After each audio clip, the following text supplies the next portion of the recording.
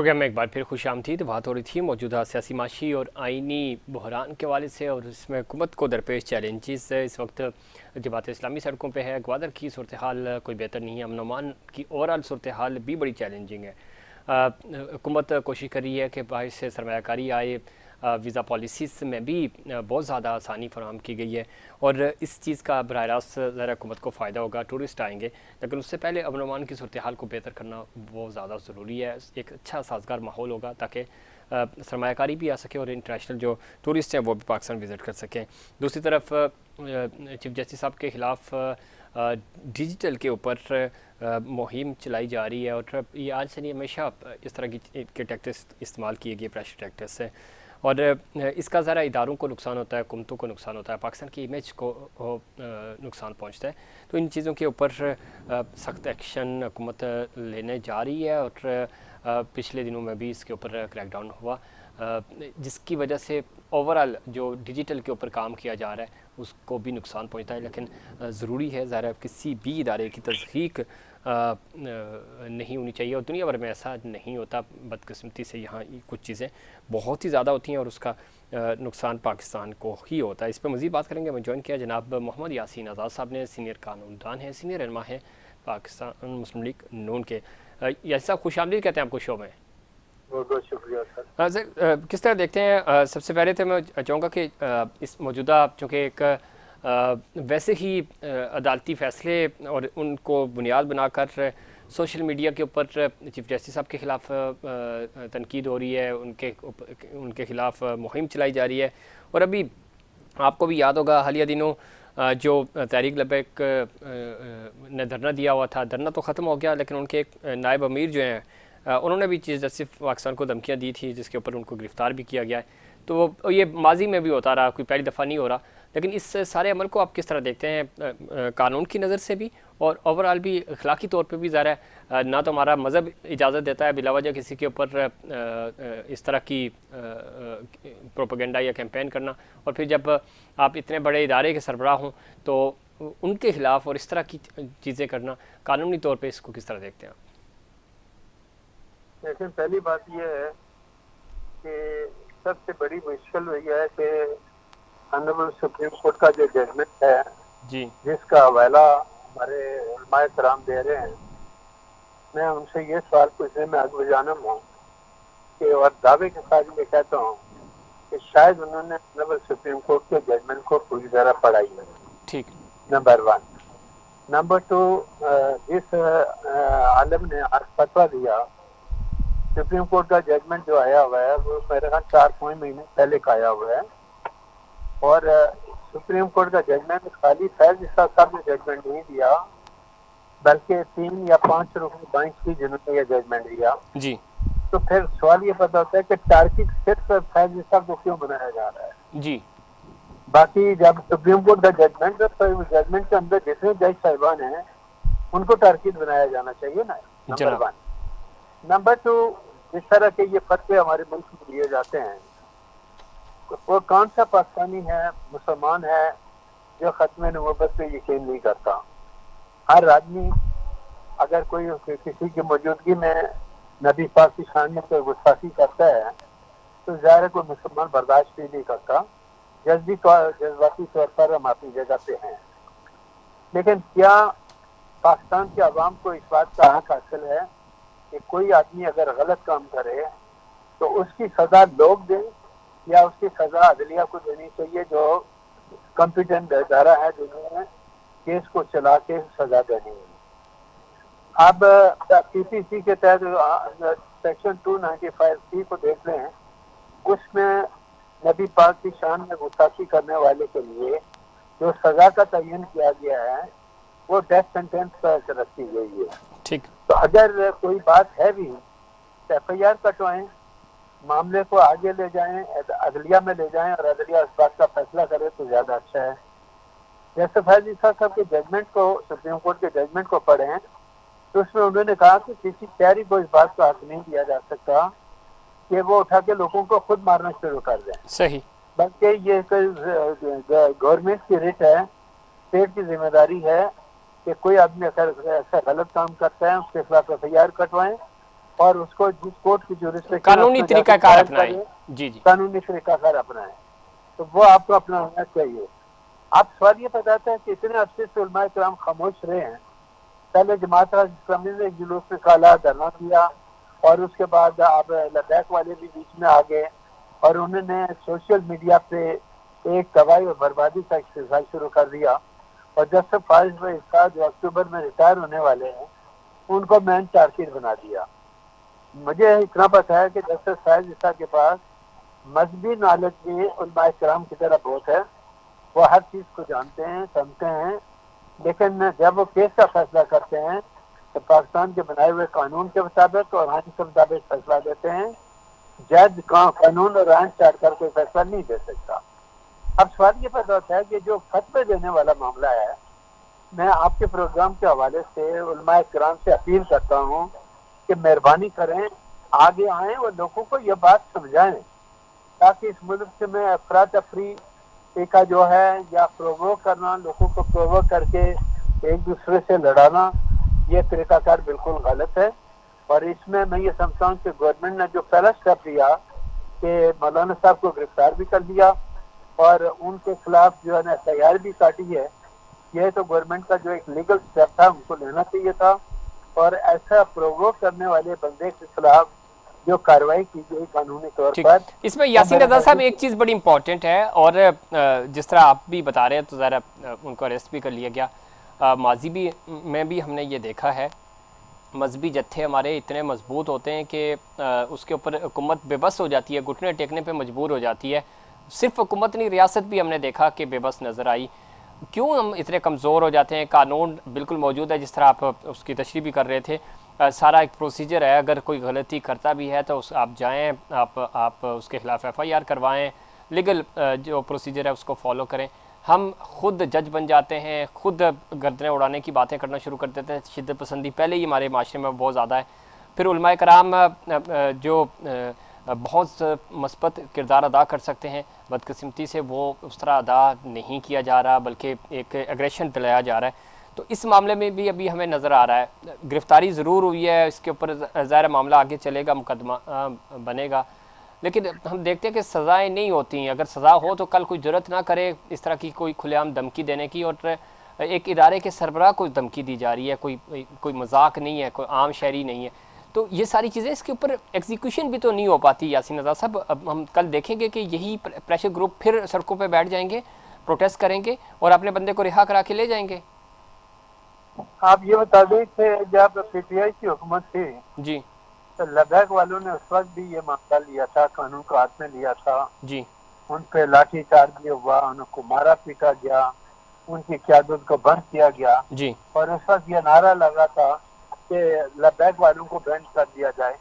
جو آج P T I پہ پابندی کی بات ہو رہی ہے، جی جی وہ کر اس پر پابندی لگی بھی تھی. جی پابندی کی بات ہوئی. شیخ رشید نے کہا کہ ہم باقاعدہ پابندی لگائیں گے، کسی صورت میں معاف نہیں کریں گے. علماء کرام کا دیکھیں، پاکستان کے حالات آپ کے سامنے ہیں. میں حیران ہوں کہ آپ جماعت اسلامی نے جا کے دھرنا دے دیا. دھرنا دینا ان کا آئینی حق ہے، لیکن کیا جماعت اسلامی کے امیر کو یہ پتہ نہیں ہے کہ اس وقت ملک کے جو حالات ہیں ان حالات کو میٹ کرنے کے لیے آئی ایم ایف کے قبضے کے بغیر ہم آگے نہیں بڑھ سکتے؟ کیا ان کا اندازہ نہیں ہے کہ اگر ہم ان کی شرائط نہ پوری کی تو ہمیں جو ہے نا پیسہ نہیں ملے گا، پاکستان کے حالات خراب ہوں گے، ہماری معاشی حالت پہلے ہی بڑی خراب ہے. تو یہ بہت سارے معاملات ہیں جو ہمارے لوگ بغیر سوچے سمجھے کام کرتے ہیں. وہ بات میرے سمجھ میں نہیں آتا. لیکن ہونا یہی چاہیے کہ پہلے اس ملک کے اندر قانون اور آئین کے رخ کو قائم کریں. کوئی آدمی اگر قانون کو اپنے ہاتھ میں لیتا ہے تو اس کو سخت سے سخت سزا دی جائے. اور جس طرح آپ نے کہا کہ یہ معاملہ عدلیہ میں جب جاتا ہے تو پرائرٹی بیسس سے ایسے کیسوں کو چلایا جائے اور ان لوگوں کے خلاف کارروائی کی جائے تاکہ بہت سارے معاملات بہتری قرار ہو جائیں. ٹھیک. لیکن افسوس یہی ہے کہ جب کیس کا بنا لیتے ہیں لیکن پروسیڈنگ میں بڑا ٹائم لگ جاتا ہے. میں مثال دیتا ہوں کہ 9 مئی کے حوالے سے اینٹی ٹیررزم کورٹ کے جتنے کیس بنے، کون سا ٹرائل کیا ہم نے. دوسری طرف جو ریاست ہے اس نے اپنے کتنے لوگوں کو نکالا، لمبے چوڑے بریگیڈیئر کو فارغ کر دیا گیا، لیفٹیننٹ جنرل میجر جنرل کو فارغ کیا. انہوں نے تو اپنے ادارے کے لوگوں کو سزا دی جی لیکن پھر عدلیہ پہ سوال یہی آتا ہے کہ 140 اور 42واں نمبر اس لیے آتا ہے کہ آپ وقت کے حساب سے کیسوں میں فیصلہ نہیں کرتے، صحیح جس کا الٹیمیٹ رزلٹ غلط نکلتا ہے۔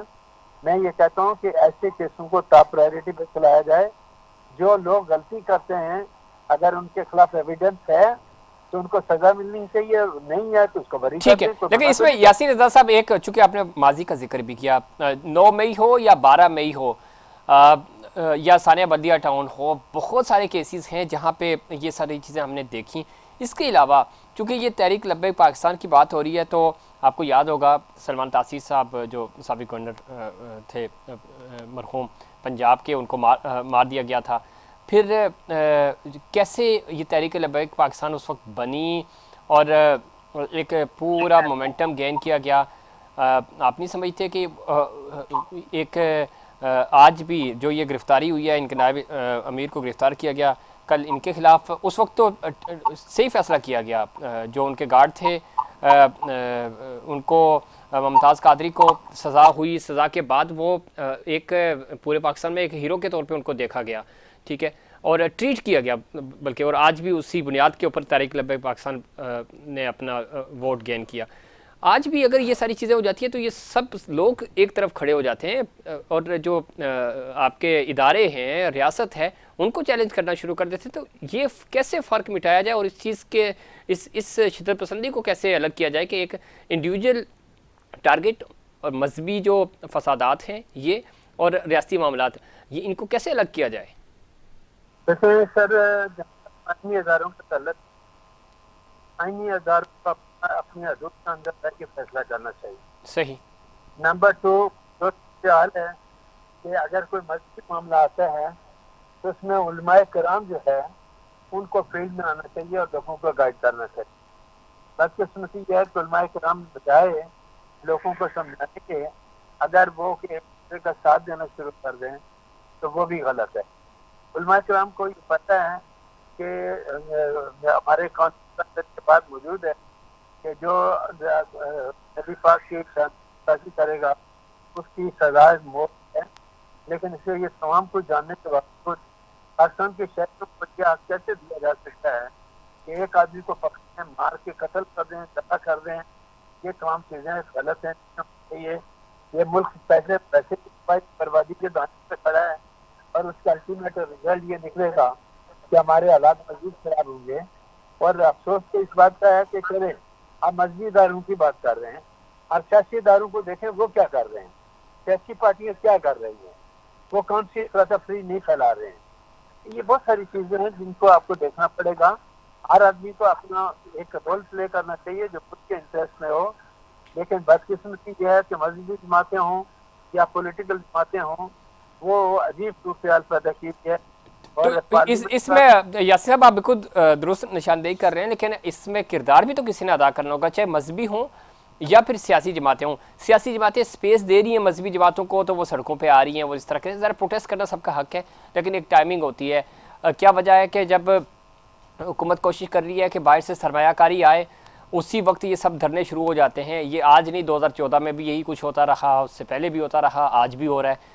تو یہ ساری ڈیولپمنٹس ایک ساتھ ہی کیوں ہوتی ہیں؟ جماعت اسلامی پروٹیسٹ کرتی ہے، بالکل کر سکتی ہے، کرنا چاہیے، لیکن اس وقت جب ملک کو ضرورت ہے اس چیز کی کہ کسی طرح یہاں پہ سرمایہ کاری آئے، یہاں پہ ٹورسٹ آئیں تاکہ ملک ترقی کر سکے، اس وقت آپ نے سڑکیں بند کی ہوئی ہیں۔ تو آپ مجھے یہ بتائیں کہ ظاہر ہے جب یہ خبریں انٹرنیشنل میڈیا پہ جاتی ہیں تو باہر سے کوئی بندہ اپنی اس غیر یقینی کی صورتحال میں پیسے لے کے، جو کہ پاکستانی یہاں بیٹھے ہوئے ہیں وہ نہیں لگا رہے، اور باہر والا آ کے کیوں لگائے گا؟ بالکل آپ نے صحیح کہا۔ آج آپ دیکھ رہے ہیں کہ اسٹیٹ بینک کا جو ہے سود میں کمی کی ہے وہ آپ کے سامنے ہے۔ آج یہ رپورٹ بھی آئی ہے کہ مہنگائی اتنے % کم ہو گئی ہے، صحیح۔ ممکن ہے پیٹرول کے ریٹ بھی کم ہو۔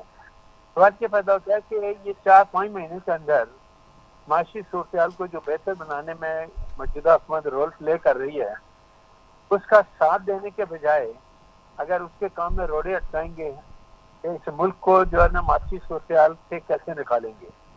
آج کیا پی ٹی آئی سے اگر کوئی کہہ دیں پارلیمنٹ کے اندر جاتے ہیں، جی ایک ایم این اے کی تنخواہ 4-5 لاکھ روپیہ وہ مہینے کا لیتا ہے، PADA अलग लेता है, मजे भी करते हैं, लेकिन पार्लियामेंट में मैं क्या देखता हूँ कि तकरीरी मुकाबला होता है, एक दूसरे को बुरा भला कहते हैं, आधे आधे घंटे तक एक आदमी तकरीर करता है।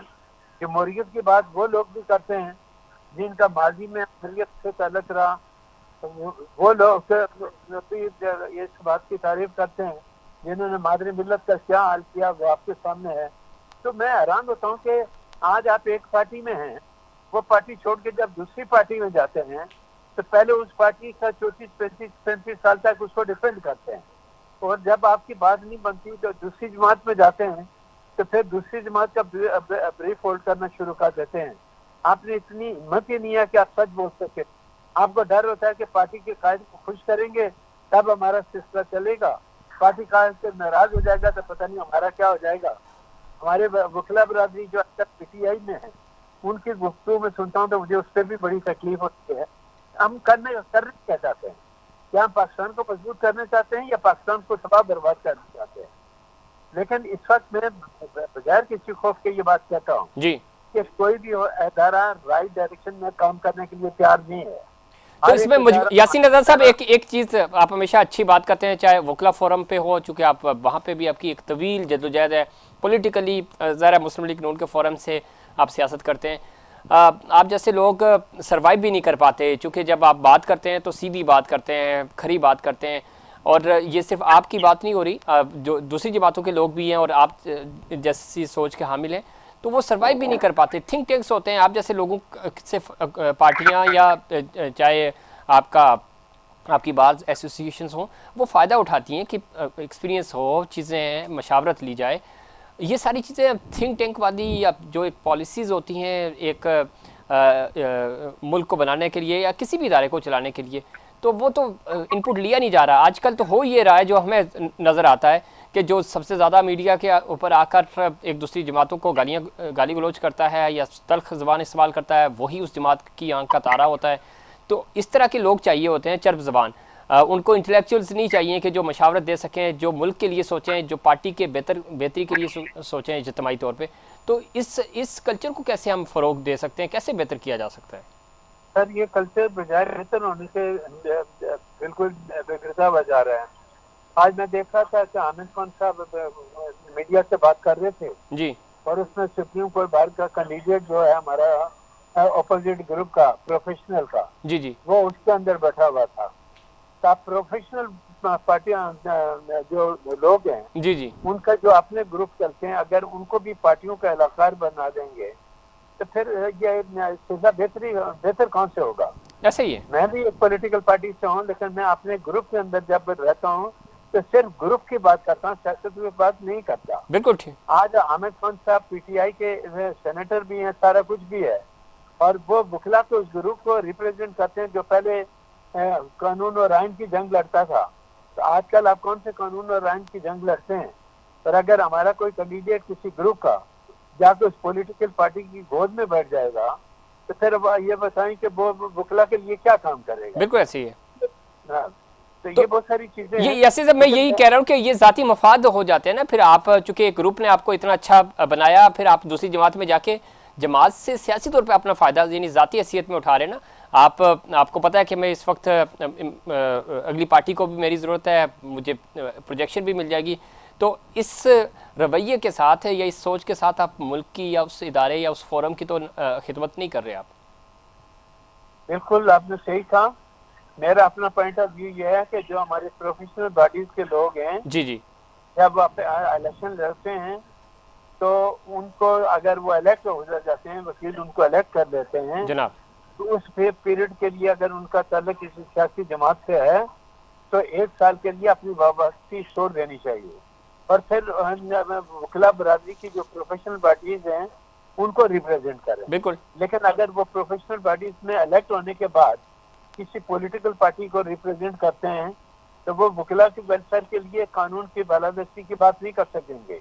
वो अपनी पार्टी ज़ाहिर है वो सियासी तौर पे फिर कंप्रोमाइज़ हो जाते हैं, और ये असूलन फैसला होना भी चाहिए। वक्त खत्म हो गया। यासीन रज़ा साहब बहुत शुक्रिया, अपने प्रोग्राम में वक्त दिया। नाज़रीन, ये था हमारा आज का प्रोग्राम। उम्मीद करता हूँ दीगर प्रोग्राम्स की तरह आज का प्रोग्राम भी आपको पसंद आया होगा। मुझे और इनसाइड पाकिस्तान की पूरी टीम को दीजिए इजाज़त। अल्लाह निगहबान।